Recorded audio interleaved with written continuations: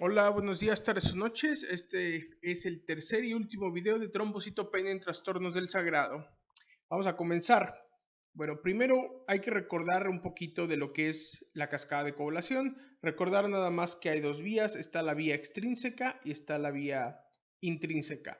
La vía intrínseca va a ser la que va a estar formada por los factores 12, 9, 8, que estos a su vez van a actuar para activar al 10, y la vía extrínseca va a ser principalmente el factor 7, con ayuda del factor 3 que va a activar al factor 10. Estas son las dos vías de la cascada de coagulación.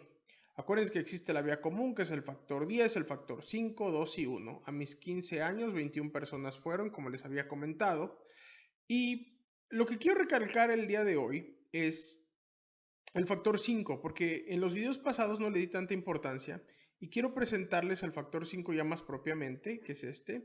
El factor 5 es un cofactor que va a ayudarle al factor 10A, o sea, al 10 activado, a hacer que la protrombina se convierta en trombina, que últimamente va a ser la encargada de transformar el fibrinógeno en fibrina para hacer coágulo de fibrina y acabar así la hemostasia secundaria. Y hoy toma relevancia porque mutaciones en el factor 5 de Leiden provocan trombofilia y el día de hoy vamos a hablar de ellas. Otra cosa que también quiero recordarles es que el PT va a ser el encargado de medir la cascada intrínseca, que van a ser los factores 12, 9, 8 y el 11, y el PT y el INR va a ser encargada principalmente de medir la cascada extrínseca. Eso es bien importante, porque si ustedes tienen un PTT elevado, eso significa que van a tener una deficiencia de alguno de estos. Si ustedes tienen un PT o INR elevado, eso significa que probablemente el que va a estar ahí elevadillo es el 7. Eso es lo que quiero que entiendan. Por supuesto que tanto el PT como el PTT también cubren la cascada común, ¿eh? Eso nunca se les olvide. Pero bueno, así les hablaba del algoritmo de diagnóstico de sangrados, ya vimos más o menos esta parte de arriba. Hoy les vamos a platicar de las dos partes que nos faltaban, que eran las patologías de disfunción plaquetaria y las patologías de la hemostasia secundaria. Vamos a empezar con las patologías de disfunción plaquetaria. Quiero recordarles este dibujito de mi amiga la plaqueta. Acuérdense que la plaqueta se tiene que fijar al factor de von Willebrand, que va a actuar como un velcro que va a atrapar la proteína, la glicoproteína 1B. Una deficiencia aquí va a darnos este síndrome, el de Bernard-Solier.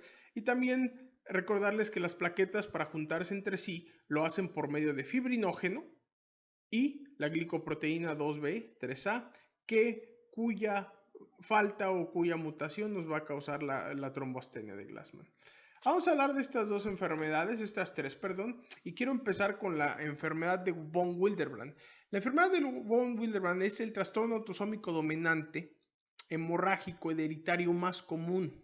Y por eso es importante que lo sepan. En un examen siempre les van a preguntar las cosas más comunes, patologías más comunes, efecto adverso de las medicinas más comunes, tratamientos más comunes. Siempre tienen que dominar lo más común. La enfermedad de von Willebrand es la más común de las enfermedades hemorrágicas. ¿Cómo se presenta? Se presenta como una hemorragia plaquetaria. Recuerden que les platiqué que las hemorragias plaquetarias son superficiales, son así como petequias, son como al niño que se lava los dientes y le sangran las encías, o también puede ser la mujer que menstrua y tiene una menstruación muy abundante. Cuando ustedes hacen una BH, el recuento de las plaquetas es normal. Y el diagnóstico se va a hacer pueden hacerlo de varias formas. Una, el tiempo de sangrado nadie lo usa. Ese nada más lo puse ahí porque todavía lo ponen en los libros. Pero la verdad es que nadie lo usa. Cuando ustedes sospechen enfermedad de von Willebrand, honestamente tienen que mandarlos al hematólogo. Eso es lo que deben de hacer. Su trabajo para un paciente que sospecha enfermedad de von Willebrand es hacerle una BH, el PT y el PTT, que son los tiempos, y en la BH asegurarse que las plaquetas se vean bien y estén normales, estén bien en número y bien en forma, y que su PT y PTT esté normal o esté poquito elevado, que este va a ser el caso de la enfermedad de von Willebrand. Pero honestamente, aparte de eso, mándenlos al hematólogo. En el examen, lo que les pueden preguntar es que les midan el nivel del antígeno de von Willebrand, por ejemplo, o que midan la actividad del factor 8. Acuérdense que el factor 8 y el factor de von Willebrand siempre andan juntillos, ¿sí? De hecho, el factor de von Willebrand es como si cargara al factor 8. Entonces, pueden medir la actividad del factor 8 o el que más probablemente les pongan es este, ensayo de cofactor de ristocetina, que realmente es una manera rimbombante de medir la actividad del factor de von Willebrand. ¿Cómo se trata? Siempre se inicia con desmopresina. El tratamiento inicial es desmopresina. Si ustedes les preguntan cómo se trata y les dan la opción de desmopresina o reemplazar el factor 8 o concentrados de von Willebrand, siempre tienen que empezar con desmopresina. Ese es el tratamiento inicial. Si no hay respuesta, ahí sí reemplazan el factor 8 o les dan concentrados de von Willebrand.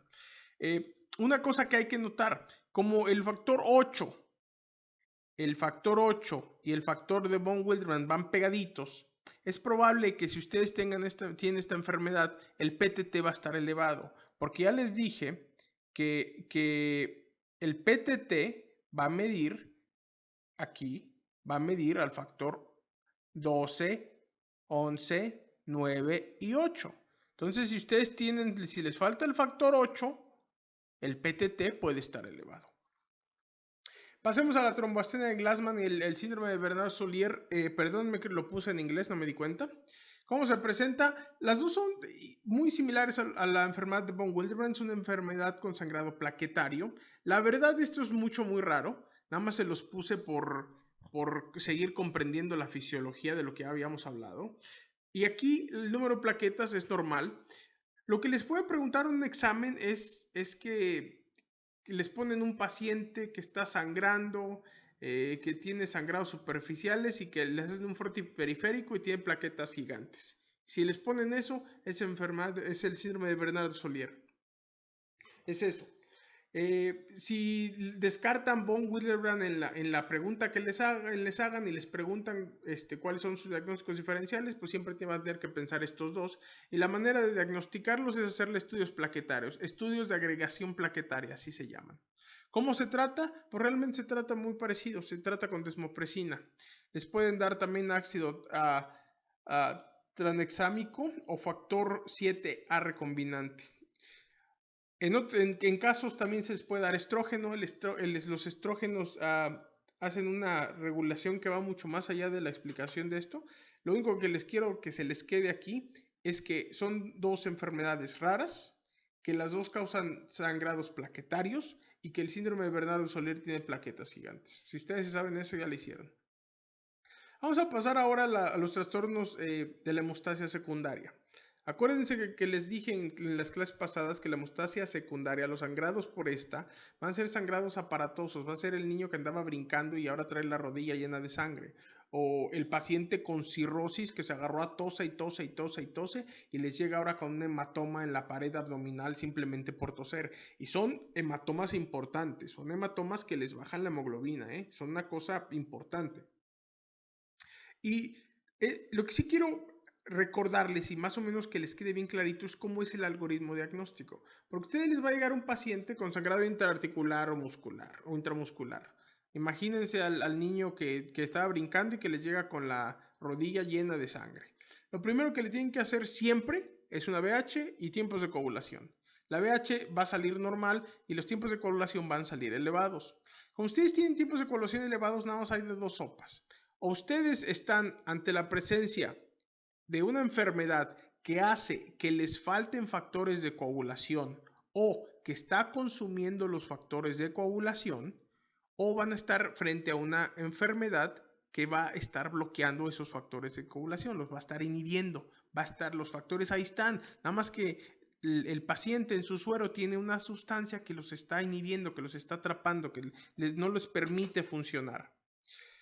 Esto se puede identificar pues con los mixing studies, con el PTT con corrección, así me dijeron que se llamaba, que lo pedían en México, y lo que hacen es que en un tubito de ensayo está el suerito del paciente enfermito que está sangrando y a este suerito le van a echar suerito normal de otro tubito de ensayo que tienen y este suerito normal pues va a tener todos los factores de coagulación normalitos, los va a estar aquí y después vuelven a medir el PT y el PTT.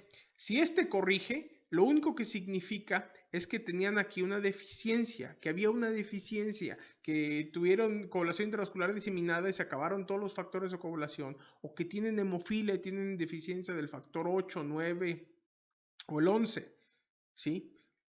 Porque así se corrige. Nada más ustedes les dan el factorcito de coagulación y ya está corregido. Si no corrige, si ustedes hacen lo mismo, les ponen el suerito con todos los factorcitos de coagulación y no corrige, significa que hay un inhibidor. Un inhibidor como en el lupus anticoagulante. Y esto es lo que vamos a ver. Y perdónenme del rayadero, pero así es el algoritmo diagnóstico. Siempre recordar PT, aquí mero, PTT. Lo dije al revés. PT aquí el factor 3 y 7. PTT, los factores 12, 11, 9 y 8. Vamos a hablar de hemofilia. La hemofilia es un trastorno ligado al cromosoma X que causa deficiencia de factores de coagulación. Es famosa históricamente porque era la que tenían los hijos del zar Nicolás II y que su médico era Rasputín. De hecho, el hijo del zar Nicolás II tenía hemofilia B. Y hay hemofilia A, hemofilia B y hemofilia C. La A es por el factor 8, la B es por el factor 9 y la C es por el factor 11. ¿Cómo se presentan? Específicamente hablando de la hemofilia A y la hemofilia B, va a ser un niño, varón, con sangrado articular o muscular. Van a llegar con los muslos o con las pompas, un hematomota o en las rodillas. Eso es lo que principalmente ponen en los exámenes.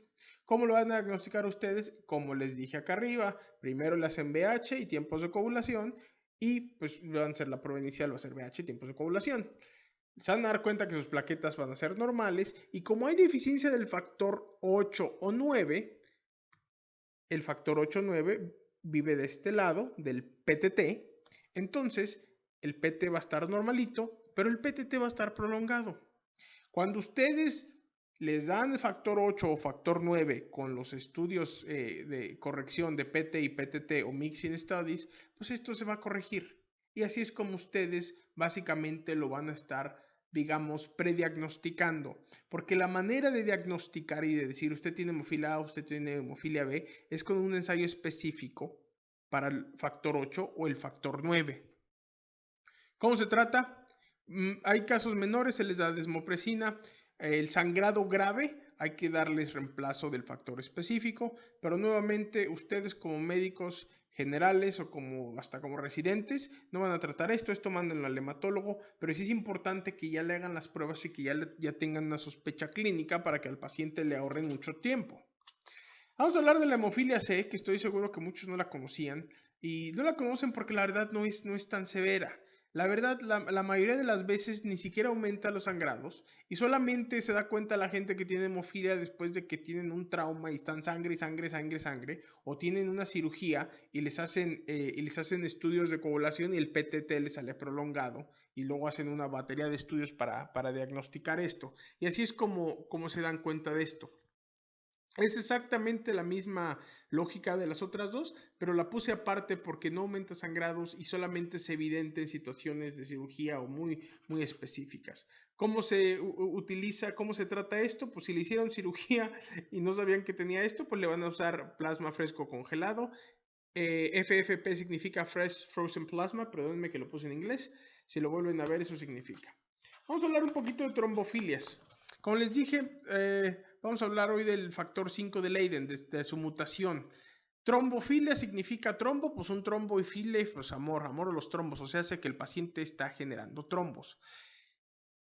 La causa más común de trombofilia heredada es el factor 5 de Leiden. Y eso también apréndanselo, porque no es mucho que saber de esto, pero sí es importante, porque yo les aseguro que ustedes conocen a alguien que lo tiene, porque es así de común. ¿Cómo se presenta? Son individuos jóvenes, normalmente, que un día llegan con un coágulo en las piernas, o mujeres jóvenes que llegan con un coágulo en las piernas, y fue un coágulo que no fue provocado por nada. Así los pueden sospechar. Por gente joven me refiero a gente menor de 50, ¿sí? O también hay gente que en la familia lo tiene y les va a decir, no, es que mi tío tiene problemas y yo también. Eso es inmediatamente piensen en factor 5 de Leiden. La trombosis puede estar en lugares muy inusuales como la vena porta o los senos venosos cerebrales. Y si ustedes quieren que piensen en deficiencia del factor 5 Leiden, les van a poner una cosa así en un caso clínico. ¿Sí? ¿Cómo lo diagnostican? Pues realmente lo tienen que hacer con estudios genéticos o con test de función del factor 5. ¿Cómo lo tratan? Pues hay que anticoagular. Porque esto genera trombos. ¿Cómo se anticoagula? Con warfarina. 2 a 3 de INR. Acuérdense que la warfarina va a elevar el PT y el INR. El INR aquí lo vamos a querer de 2 a 3. Recordarles nada más que jamás usen warfarina en embarazadas. Jamás, jamás, jamás.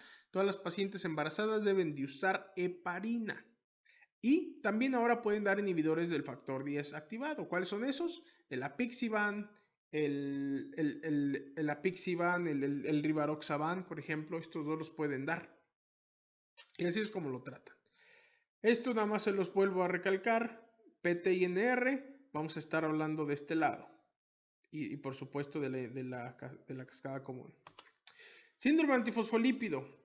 Dos síndromes principales, uno es el anticoagulante lúpico y el otro es el anticuerpo anticardiolipina. Estos síndromes son la verdad muy complejos y hoy voy a abarcar muy poquito de ellos. Lo único que quiero que les quede clarito es cómo hacer el diagnóstico diferencial, pensarlos y más o menos saber qué hacer.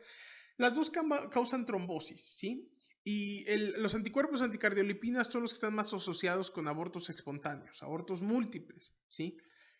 Los síndromes antifosfolípido causan específicamente una trombofilia con PTT corregido anormal. ¿Qué quiero decir con esto? Que son pacientes que están haciendo coágulos, les toman ustedes el PT y los tiempos de coagulación y les va a salir el PT elevado, les hacen el mixing study, o sea, les echan, los corrigen, le hacen los tiempos de coagulación corregidos y aún así el PTT no corrige. Aunque le revuelvan suero saludable con todos los factores de coagulación, no corrige. Así es como tienen que pensar en síndrome antifosfolípido. ¿Cómo se va a presentar? En caso clínico les van a poner una mujer que tiene más de 3 abortos antes de las 10 semanas o 1 después de las 10 semanas y que va a llegar con trombosis. Aquí las trombosis pueden ser arteriales y venosas, ¿eh? Arteriales y venosas. Entonces, eso es cuando ustedes deben de pensar que van a estar ante un síndrome antifosfolípido. ¿Por qué se causan? La verdad que hay cánceres que los pueden causar, hay enfermedades como el lupus, que estos lo van a relacionar mucho a esto, que pueden causar síndromes de este tipo. ¿Cómo lo van a diagnosticar? Siempre la prueba inicial en un paciente que esté sangrando o que esté coagulando, siempre háganle tiempos. Y siempre háganle tiempos con corrección. Esa es la prueba inicial, ¿sí?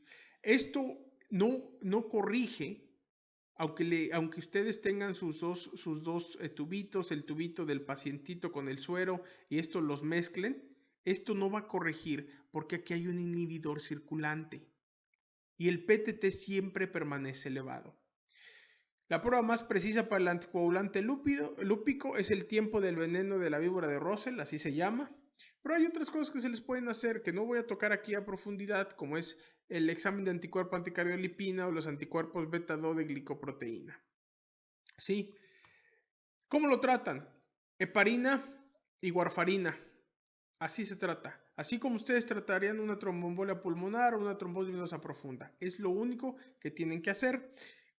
Casi siempre requieren articulación de por vida. Y una de las cosas que les quería comentar, que los anticuerpos anticardiolipina van a dar un BDRL positivo. El BDRL es la prueba no treponémica para el sífilis.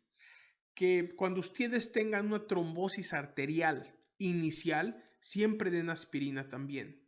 Siempre que ustedes tengan trombosis en las arterias, tienen que usar un antiagregante plaquetario. Esa es ley.